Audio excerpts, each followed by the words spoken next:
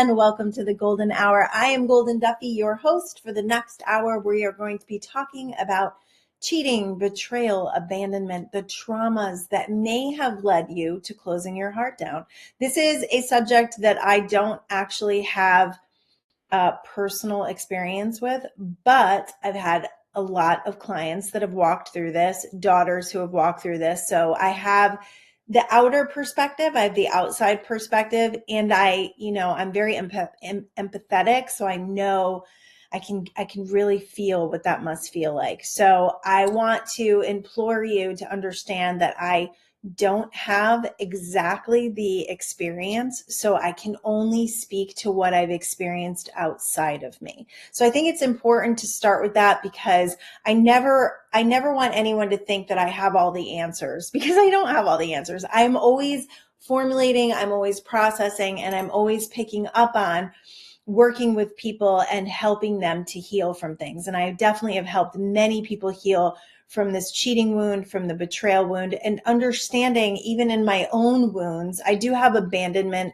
in relationships, not necessarily my significant other, but I do have those wounds. Even early in our relationship, I have some traumas from that.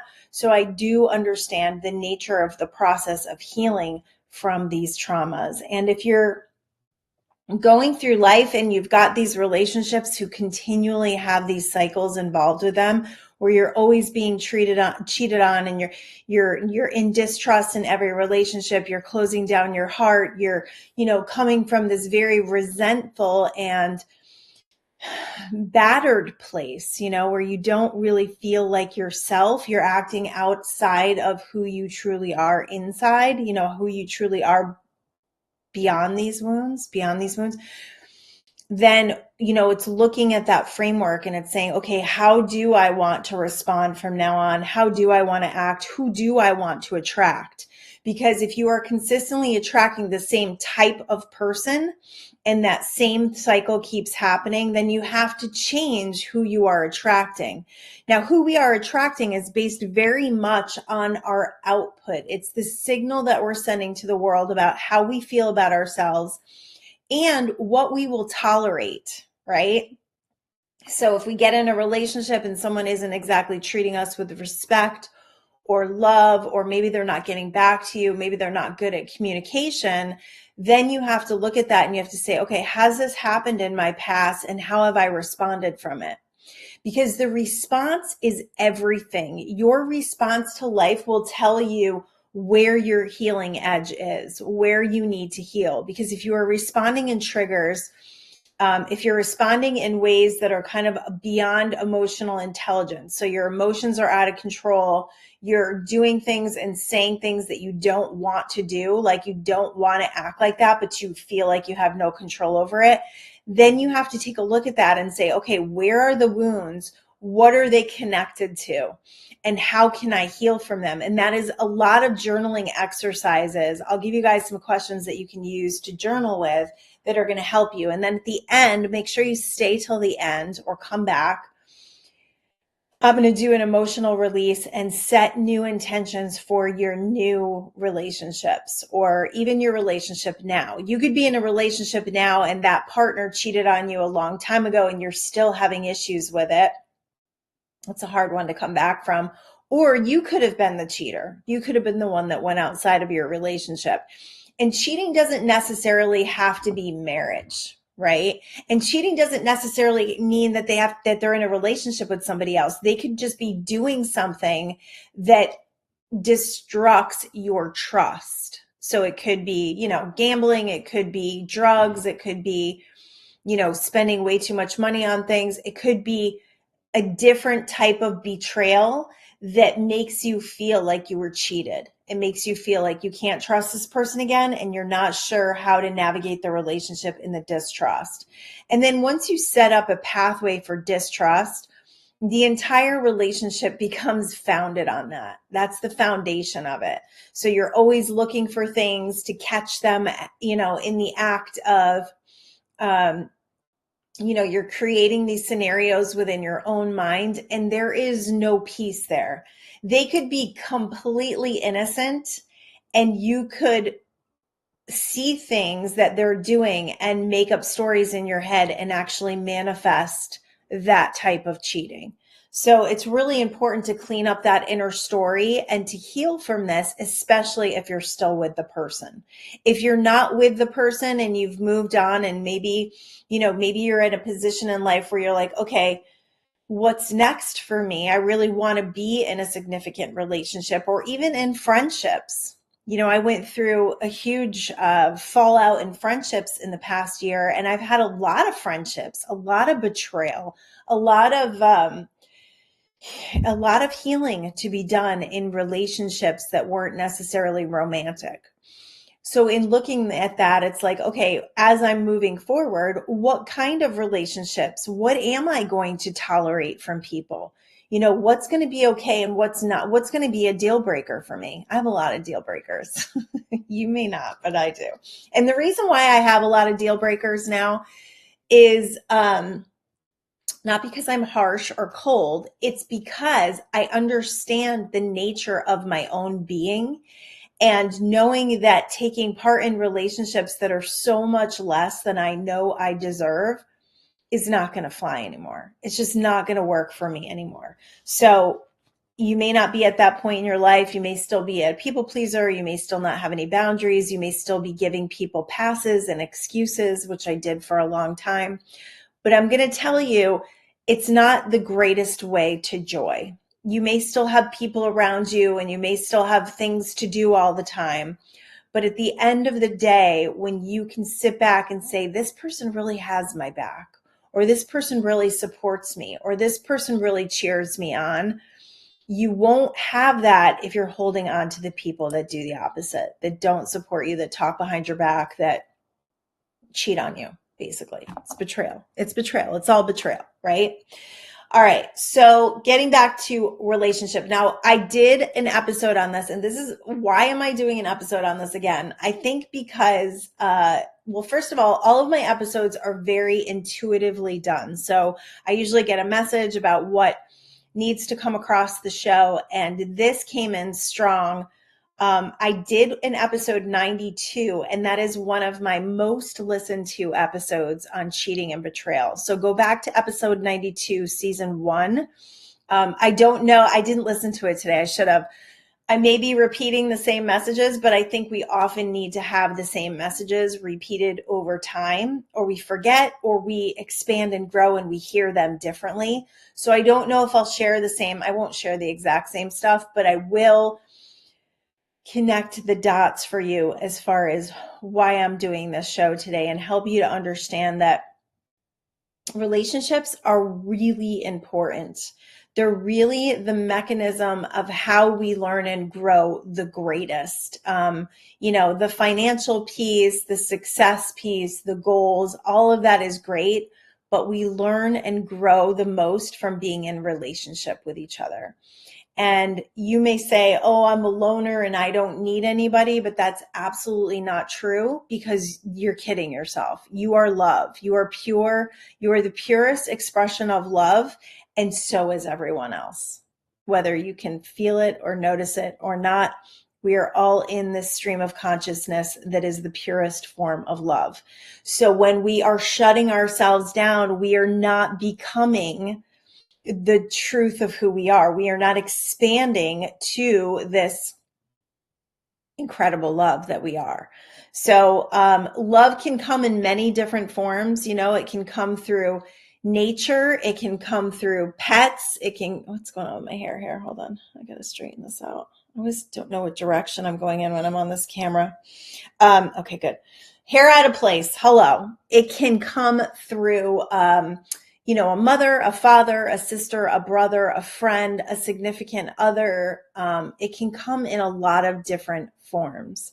It can come in your passion, what you love doing, what you love talking about. I obviously love talking about manifesting. So that's why I've got, almost 200 episodes talking about the subject, and I'm about to publish a 3rd book on the subject. So find out what it is that you really love, what really lights you up, what really helps you to feel excited.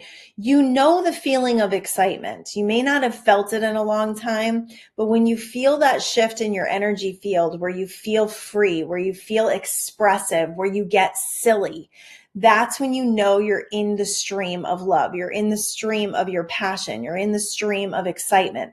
And it is in that stream of excitement is where everything you want is. It's following that highest excitement. In fact, that may be where your significant other is, right? If you've got a passion for dogs and you have a wonderful dog and you take them to a dog training class, you may end up meeting your significant other there. So this is really about following your passion, your highest excitement, and connecting with the energy of love. No longer being in the cycle of feeling unlovable, of feeling resentful. You know, after you get over a relationship, it's challenging, especially, you know, I think if you haven't been in a relationship in a long time and you find one and you think they're the perfect person. I've seen this happen so many times with so many people. And they're like, oh my God, this is my soulmate. This is the one. And I've heard this from a lot of people. And then a month goes by or 2 months go by or 6 months goes by and the relationship is over. And I always ask myself, you know, were they kidding themselves? Were they in denial? And I think love does come with a certain set of blinders. When you're first in it and you're so excited about someone, I think what really gets you into trouble is this super high expectation that they are going to be everything that you need them to be, and that they're showing you everything that there is about them. Because in the beginning of a relationship, no one is showing their truest colors. No one is pushing anybody's buttons, because we're all on our best behavior when we first get into the relationship. It's wonderful. It's everything, right? And so you set your expectation bar really high and you're like, this is the one, and we're going to get married and everything's going to be great. And I'm going to have kids with this person or whatever it is. And then when it comes crashing down because of a cheating, because of betrayal, because of distrust, because of the fact that you didn't actually know each other, and then you started to see a true color of someone and said, okay, that's a deal breaker, then you come crashing down with a major heartbreak. So if this is a cycle for you, I want you to wake up to it, because it's not the best way to go about this.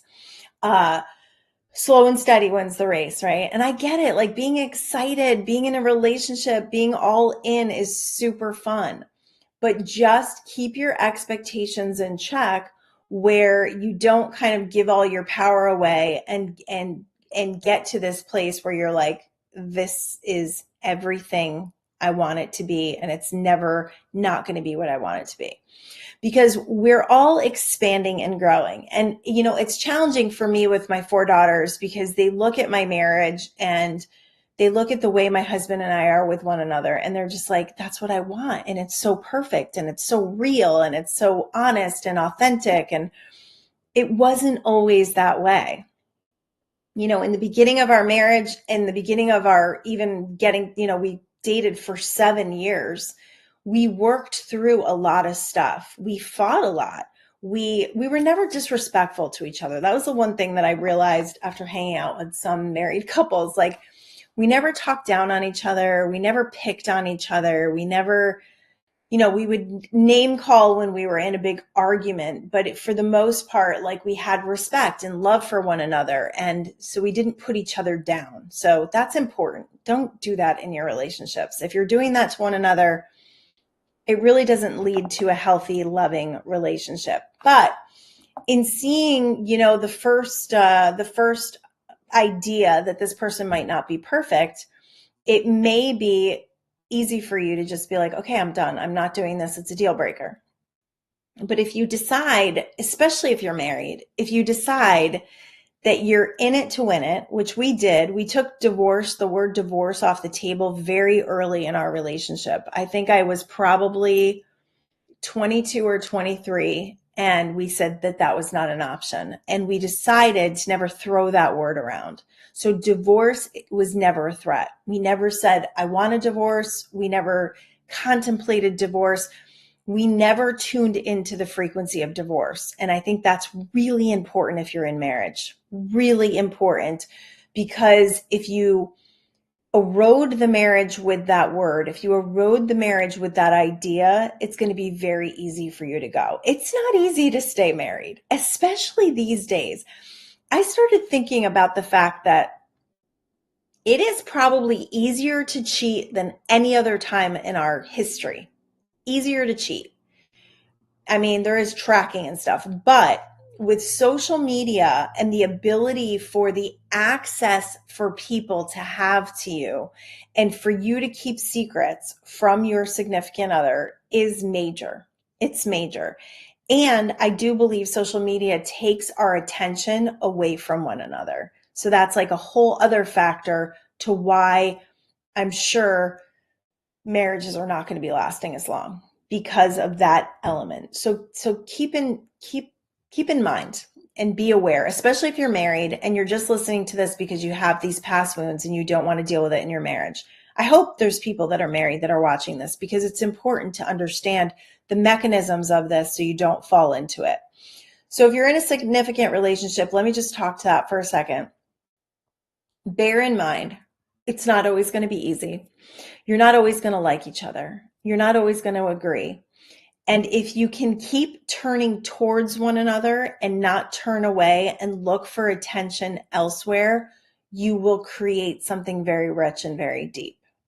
If you continually look outside of yourself, thinking that there's something better, thinking that there's somebody who's going to listen to you, thinking that this is just drama and you don't want to be a part of it, if you can come together and effectively communicate and talk to one another and trust one another enough to be vulnerable, you will create something very rich and deep.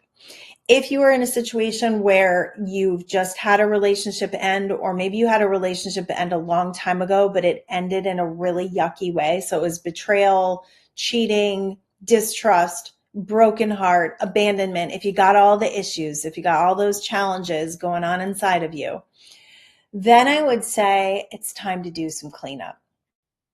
Being on your own is great. Actually, being on your own is one of the best things you can do to heal and to learn how to love yourself.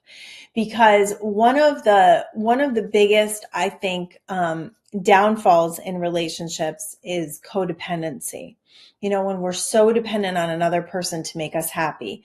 Once you can gain that on your own accord and you can become that within yourself, then another person is just going to reflect that to you, and then you're going to have a really healthy relationship. But I don't know. It's challenging because we're in this world together, and when we fall in love, I'm sure people could look at my relationship with my husband and say there's a lot of codependency going on there, but I don't like to throw that word around. I like to think of it as we are a team. And we really rely on each other, not necessarily for happiness, but we rely on one another to boost each other up when we're not feeling well, to make things more lighthearted. So I would take the time right now to journal and to take that last relationship and maybe the few before that, if this has happened more than once, and write down exactly how you feel about it.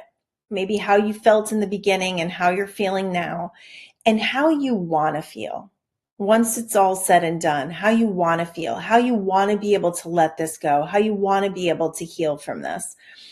You know, I know relationships where women, were married for 25 years and got messages over the family iPad that their husband was cheating on them with the opposite sex. Yeah. So, I mean, the opposite of her. Not easy. Not easy. Life traumatic moments where you have to find a way to pick yourself back up and start over again and allow yourself to be loved again. It is not easy, but I'm telling you right now, it's completely possible. If you do the inner work and you start to understand that the wounds that you have, the traumas that have happened, They're all connected. So you can probably take that trauma that happened recently or in your last relationship, and you can probably track it back to a feeling that you had when you were younger, to something you experienced when you were very young. Because oftentimes this happens in a bigger way later in life to get us to heal from it, to get us to wake up from it, to get us to say, no more. I'm not creating this anymore. I don't want to be in this cycle anymore. I am determined and I intend to meet a person, to fall in love with a person, and to have an open, vulnerable, loving relationship where I don't feel afraid, right? Where I feel completely safe. Think about those words, because if you're right now, if you're, like I said, one of the hardest things is the expectation, right? You expected to be married forever. You expected this person. You expected to marry this person. You expected. And those failed expectations is what causes the greatest amount of grief. It's what you believed was going to happen. But in the soul's perspective, in the soul's expansion, you actually needed this to grow more. Staying married to that person would not have created this growth in you. It would not have created this expansion in you. So in some ways you chose it. You and this person chose to go through that in this lifetime. So as much as you want to be mad at them, as much as you want to resent them, they did you a favor in getting you to wake up to certain patterns within yourself that are creating this so that you can heal from them. So what are the patterns? What are the feelings? Were you abandoned as a child? Did you have friend groups that pushed you out? Or did you have boyfriends or girlfriends that broke up with you and broke your heart and you never really truly got over it? Those are the things to look at. And when you're looking at your past, when you're, deeply meditating, taking some deep breaths and asking questions, ask the question, first ask what the feeling is that comes up when you think about this past relationship. Ask for the feeling. Then once you connect with the feeling, go into your heart, take a deep breath, go into your heart, ask the question, take a couple deep breaths, let the answer come. And then once you have the answer, go back and ask, when was the first time I ever felt this way? And I promise you will get a connection. And that connection will lead you home. It will lead you to healing this, because it's like, oh, I was 5 years old when this guy who was friends with my parents, who I really liked, who really loved me, who I really felt this like unconditional angelic love from, he just disappeared one day. True story. He just disappeared one day. And I asked my parents where he went, and they said he didn't know. They weren't honest with me. I don't know if there was a issue in their friendship, but I took it personally because I didn't have a reason. And interestingly, he came back into my life in my 20s. He was super Christian. And we had some conversations about Jesus. In fact, I think I still have his Bible. He gave me his Bible, and super loving. And that was very healing for me. And when I asked him why he disappeared like that, I don't think I ever really got an answer, but it wasn't about me. I knew it wasn't about me. So that was helpful to know that. So moving forward, as this happened over and over again when I was younger, when I found my husband, I had massive fear. And this was, age 14, massive fear that would happen to me again. So I was super distrustful.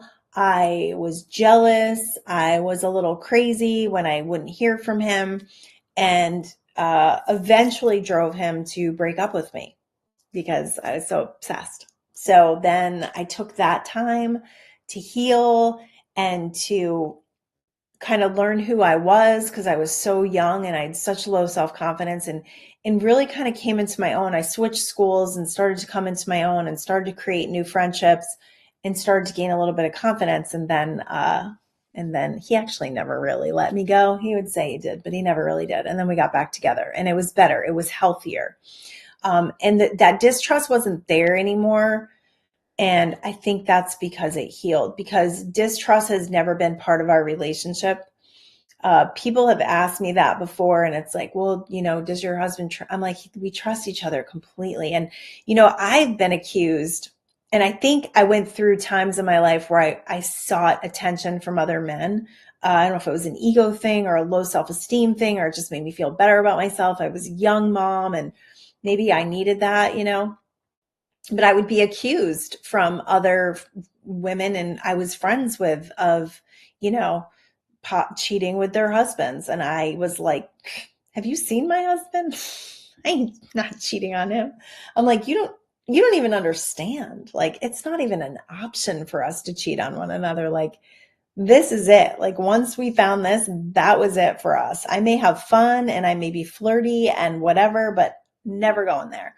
So it was never an option. So trust has always been very easy for us, but we also don't have those wounds of distrust. We don't have those feelings of being skeptical about one another. So if you're in a relationship right now and you do have that going on where you're distrusting the person and you're checking their phone and you're checking their social media, I promise you're going to find something. Yeah, you are, because you're looking for it, right? What we focus on expands. So you're going to create it by looking for it, by being, and this is not like, if you have an intuition that this person is cheating on you, that's one thing, but ask yourself where it's coming from. Is it coming from you? Is it coming from your wounds? Is it coming from your last marriage? Is it coming from your last relationship? Because you don't want to create that again. One of the greatest things, I don't know why this just came up, but I want to share it. One of the greatest things that I used to say to my kids is, I trust you. Because I would come from a very distrustful place with my kids because I knew what I was doing at their age. They were never doing what I was doing. They were never doing that. But because I didn't trust them, I created stuff with them. So once I started to say, I trust you, it changed our relationship. So trusting someone will change the relationship. And that doesn't mean that you put your blinders on and you don't pay attention. It's an elevation in the energy field. It's an elevation in the connection and the communication between the two of you. It's an elevation. And how do you get there? That's a conversation. It's a really strong conversation. It's a conversation of what you're coming from, what your last relationships were, and your intention to create something else with them. I think it's really a good idea to kind of be an open book. I mean, not to like lay out all your dramatic problems in the beginning, but I think it's helpful if we can be vulnerable and let the other person know, look, I dealt with this and I'm dealing with it and I'm processing it. So I'm going to be very aware of the way I connect with you, and communication is going to be really important. That's really important. So if right now you are kind of shutting your heart down and you're afraid to date, and you're afraid to get back out there, and you live in that past wound, right? Where you're still very resentful. You really haven't gotten over it. Maybe it's been 5 years, maybe it's been 10 years, maybe it's been 20. But if you're in that space of still feeling that angst about it, that low vibrational emotion about it, you know that you've got a little work to do.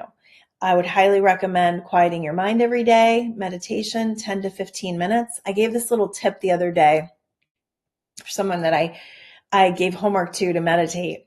When you close your eyes to meditate, imagine that you are looking at your forehead. So you close your eyes and you kind of like bring your eyes up a little bit and you're looking in your forehead, and you will see like a blank screen.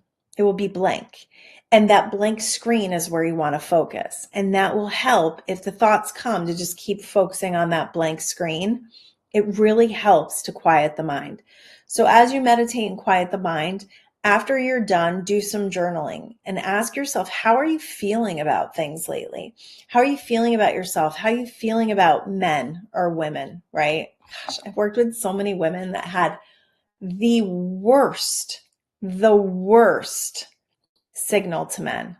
They were either desperate, they were in a belief that there wasn't any good men out there.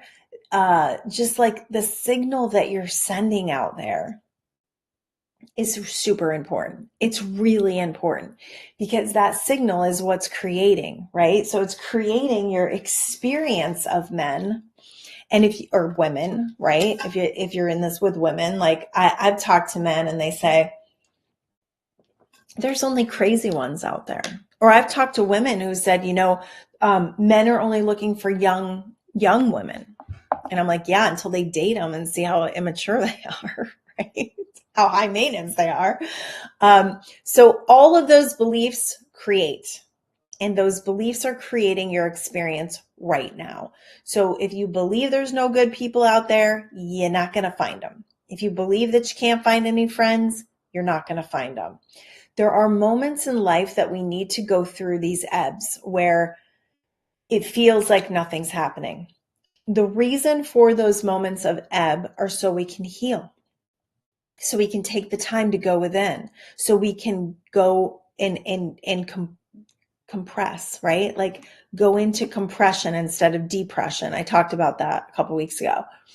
That compression where we go within for our answers. We go within to heal. We go within to find out exactly what we need to become someone new, right? I had a post up this morning about identity creation, or yesterday morning. This will go live tomorrow, on identity creation and what it means to become all of you, to become whole, to become who you truly are.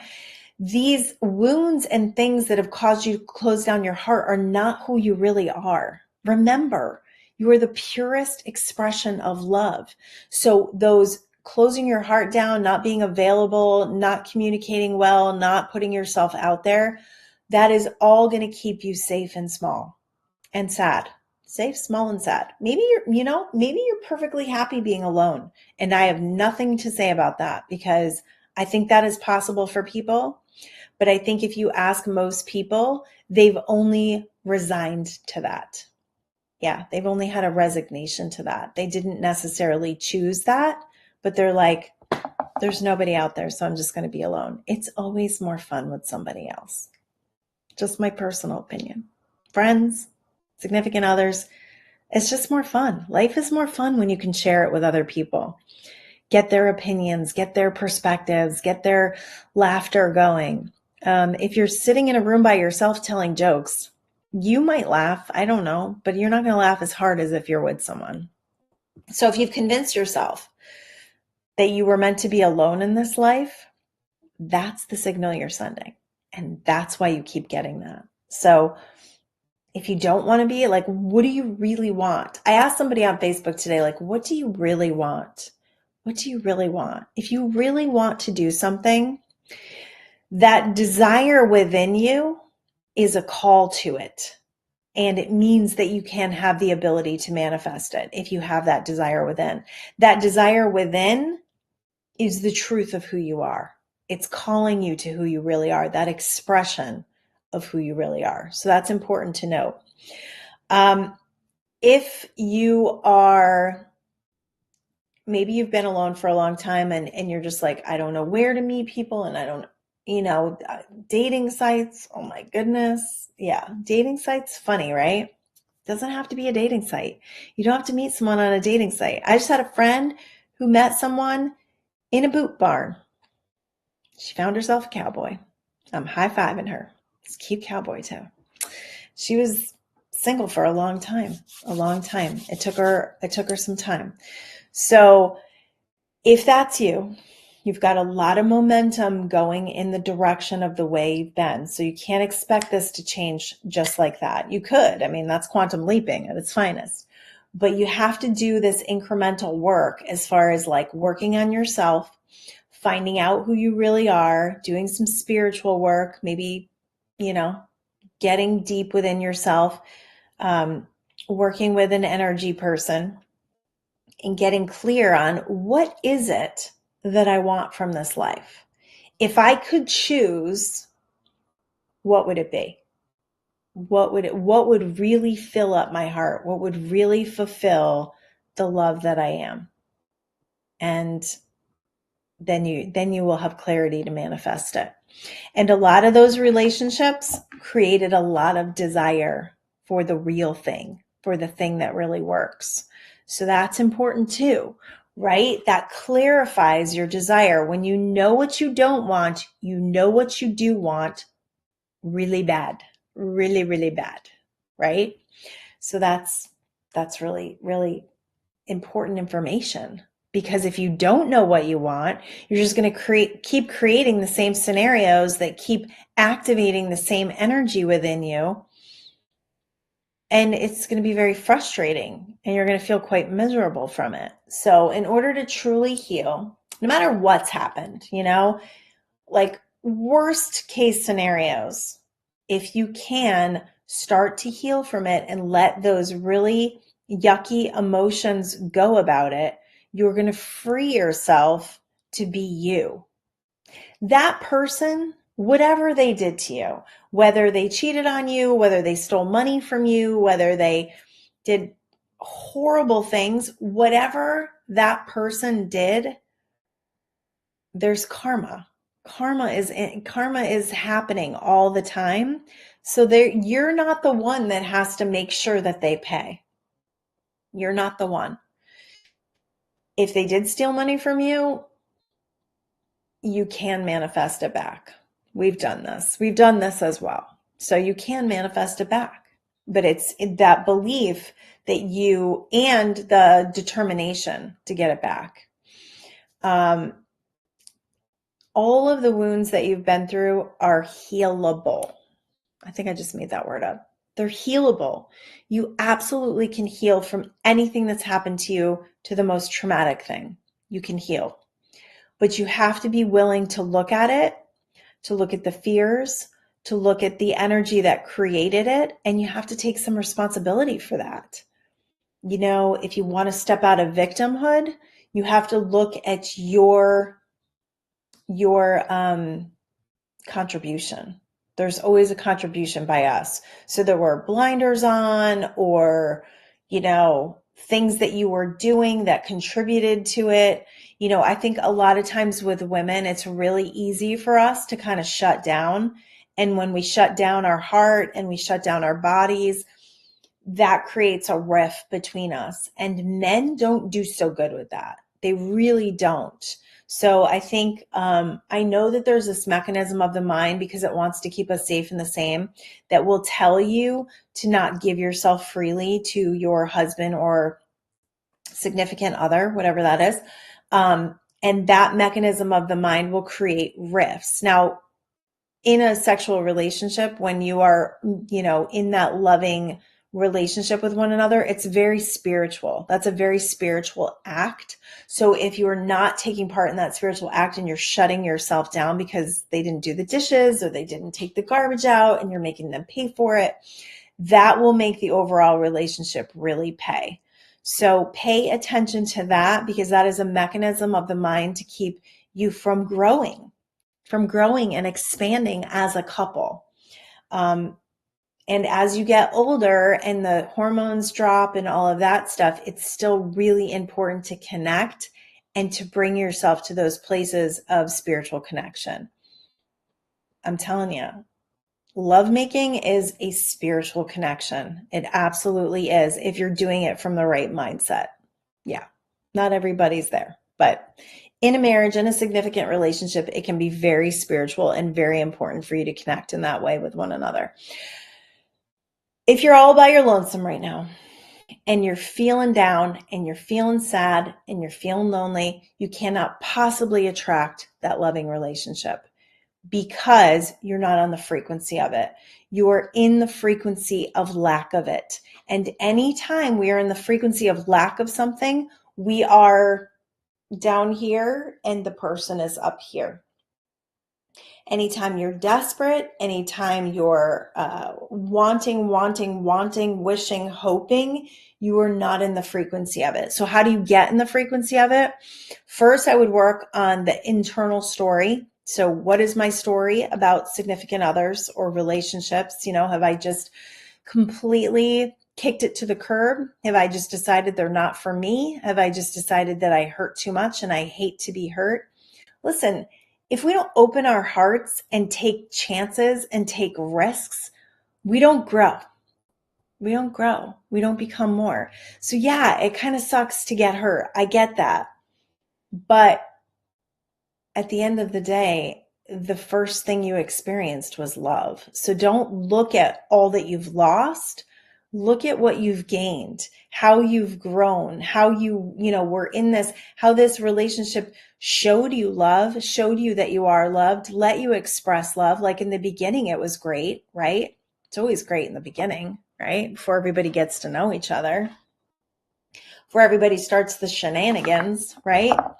So what was that in the beginning that you gained? Really look at that from that perspective. Because if we can take the gifts from everything we're doing, all the traumas, all the heartbreaks, if we can take the gifts and show ourselves how strong we became, how smart we became, how much more compassionate we became, right? If we can see that, then that heartbreak really was to our benefit. It really did help catapult our spiritual expansion and growth. But you got to be there. If you're too shut down, you won't get there. So looking at the gifts, what were the gifts? What did I learn? What kind of strength did I realize? I have family,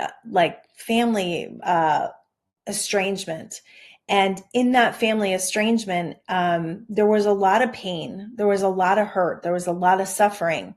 But now I can see the gifts. I can see how it fueled me to be a more powerful creator. I can see how I set up boundaries and walked away from things that weren't working for me. I can see how alcoholism destroys families. I can see all of that now. And I can take those gifts and I can apply them to my life now so that I'm not in pain. So that doesn't cause me pain anymore. So I can say, yes, that was the right thing for me. And yes, I trust that. And yes, I have confidence in that. And because I do, I can live my life authentically and truly and lovingly, very lovingly and forgivingly. Forgivingly. I'm coming up with all these words today. So first you have to forgive yourself. I know that's a tough one. You have to forgive yourself for possibly having blinders on, not seeing what you should have seen, right? Forgive yourself for being vulnerable and letting your heart be abused or taken advantage of. You got to forgive yourself first. Maybe you're not there where you can forgive the other person yet, but if you can start to let go of the negative feelings, the negative angst, the maybe even trying to see them on social media or trying to see what they're up to or checking out their new girlfriend or whatever. If you can start to leave that angst behind and heal from your expectation, accept that your expectation was not the way it was supposed to go. Accept and forgive yourself for all the times that you gave them passes or you justified their behavior, or you just kept the relationship going because you didn't want to be alone, right? Accept that. Because now is the only thing that freaking matters. The present moment is the only thing that matters. And the thing that really, truly rings true for you is that you are worthy and you deserve love in a bigger, better way. You deserve the true love that you came here to experience. So now this relationship that ended, that didn't do that for you, that didn't show you how worthy you are, that didn't show you how lovable you are, that relationship now can be the springboard or catapult to get you into the relationship that you really deserve, that this, whoa, there goes my light. What in the world? My light just went out. I wonder if it died. Maybe it fell out.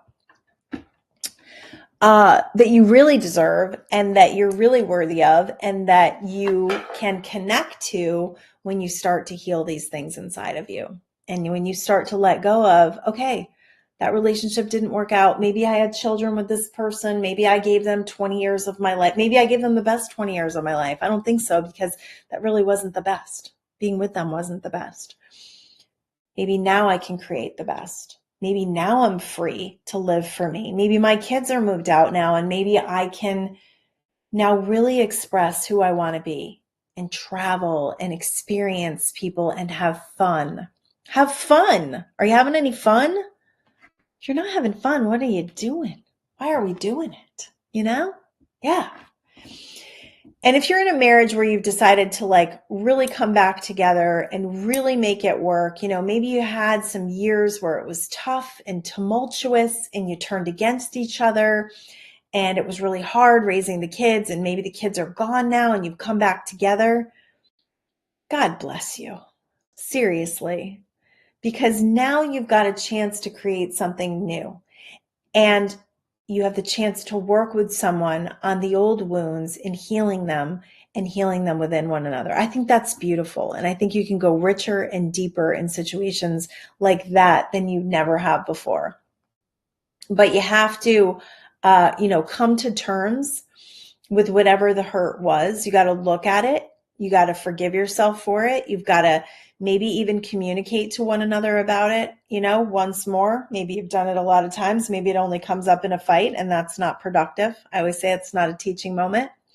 Maybe it's sitting down and saying, look, we've been through a lot and I'm ready to let the past go and I'm ready to create something new with you. Who do we want to be? How do we want to create?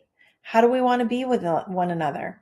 How awesome can we make this relationship? How rich and deep can we make this relationship go? Because we have the tools. We have the ability to do it because we stuck it out and we stayed together. All right, if you're looking to manifest a new person and you're coming out of something that was traumatic or maybe it was years ago and you're like, it's too late for me. My ship has sailed. Ships do not sail. They don't sail. Many more ships come. We don't miss the opportunity. If we miss an opportunity, another one comes. That's the way this works because of our desire. Our desire to manifest keeps it all alive. So ask yourself, what do I want to create? And the list that you write, please write it down. Writing is the strongest form of focus. The list that you write is probably going to be the opposite of what you just came out of. So the person will be very different than and that's good. You want that, right? You want to manifest a different type of person because the person or persons that you keep experiencing the same things with, that's a cycle. That's a wound cycle. It's a trauma cycle. So once you heal those wounds, you're not going to be attracted to that same person anymore. You're going to have confidence and self-esteem, and you're going to want to be treated correctly. So heal first. You got to heal first. Then write down that list, which might be the opposite of what your ex is. Write down that list and decide. I want you to decide. Deciding is a very strong conduction. I want you to decide that that person exists and then that person could show up at any moment and get excited about it and look for it. Don't be desperate for it. Just be on the look for it. Be on the energetic flow of it, which means, this could happen at any time. I'm ready.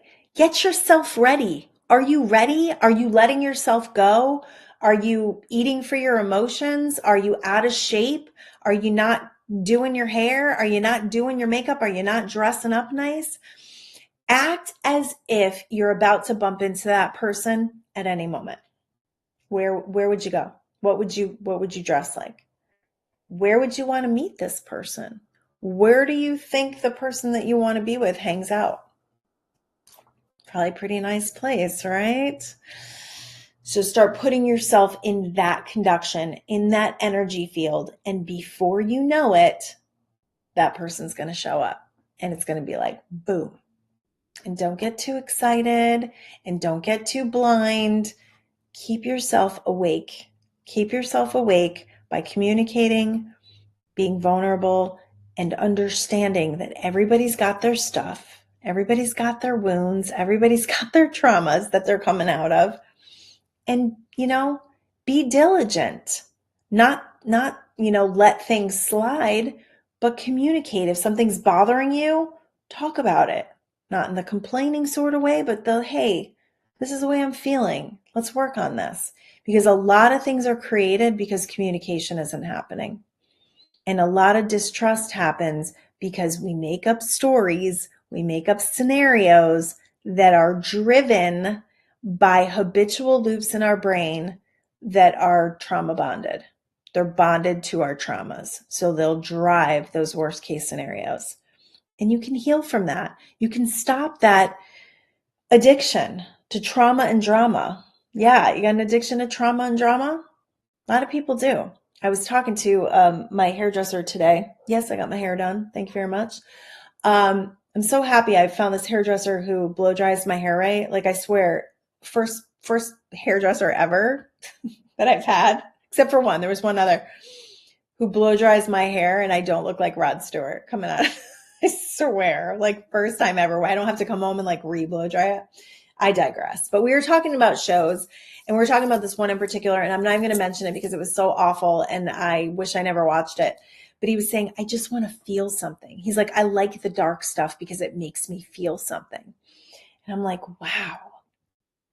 Like the scope of the emotional field, wanting to feel something that you wouldn't normally feel in life. I don't know if it's a good idea. You're tuning into frequencies. You're tuning into dark frequencies. I love shows that are like crime shows and detective shows. I won't do anything that's like too creepy or scary, but I get it. We just want to feel stuff, right? We want to be moved. We want character development. We want to feel something. So, all right, let's do this. I got off on a tangent. I'm going to come back. We got a couple of minutes. I'm going to do an energy release and an intention setting for you. This is for the person. Well, let's just see what happens. I don't know who it's for. All right. So close your eyes.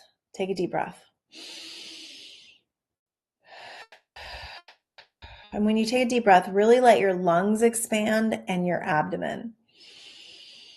Fill all the way up and hold it at the top. Hold it, hold it, hold it. Squeeze it, squeeze all the way down from the bottom and blow it out. And when you blow out, make sure you blow out all the air out of your lungs. Breathing in again.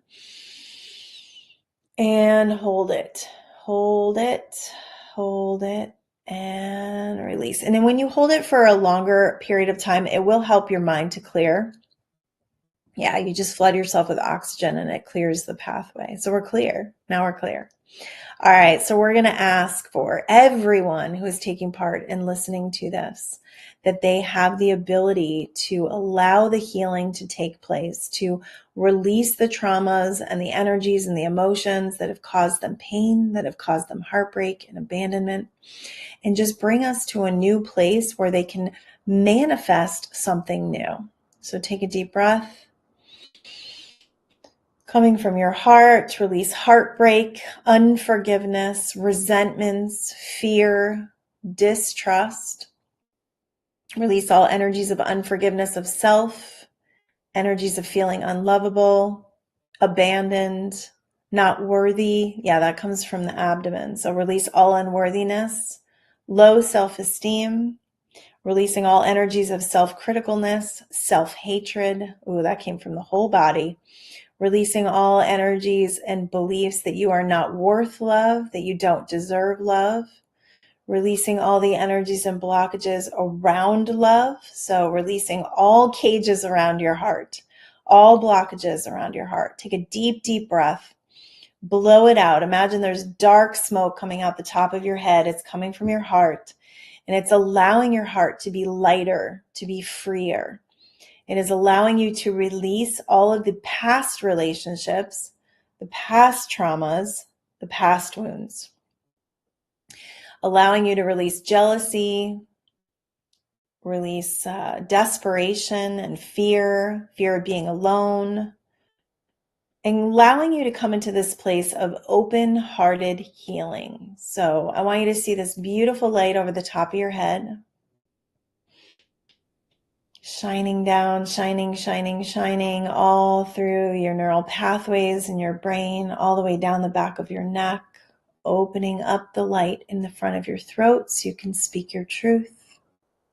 And bringing and pouring all of this beautiful, let's call it emerald green light back into your heart, filling your heart up. So I want you to imagine it's like liquid This liquid green, gold, honey-like substance is filling your heart back up. And it's creating a heart that is full, which is allowing your heart to heal, allowing your heart to be whole, allowing your heart to be what it truly is, which is love, the fullest expression of love. So imagine that green heart is all around your heart. A green heart is bursting out of your chest, allowing you to connect, allowing you to be open, and allowing you to love and receive love once again. In truly knowing the power of love, that you are an expression of love, and that you are here to love and be loved. And just feel the lightness and the freedom in this energy. This is it. This is the energy field where you manifest love. It's the frequency where love lives. It's where appreciation is, and beauty, laughter, and lightheartedness. It's where someone has the potential to reflect all the beauty that you are and to see you and treat you as you truly are, whole and healed and everything. Love is everything, and you are everything. All right, guys. Woo, got to close the show. I also have a self-love meditation on my YouTube channel, Manifest to Live Life Goldyn, so you can go grab that. So that's my show for today. I love you all. Don't forget, Mindful Manifestation Secrets is on Amazon. It's now on Audible. I'm about to publish a new one, so get that one first. Then Mindful Manifestation Secrets Daily Guide and Journal is also on Amazon, and Quantum Speak for Parents. So I love you all. Mwah. Heal yourselves, love yourselves, and let yourselves be loved. Peace out.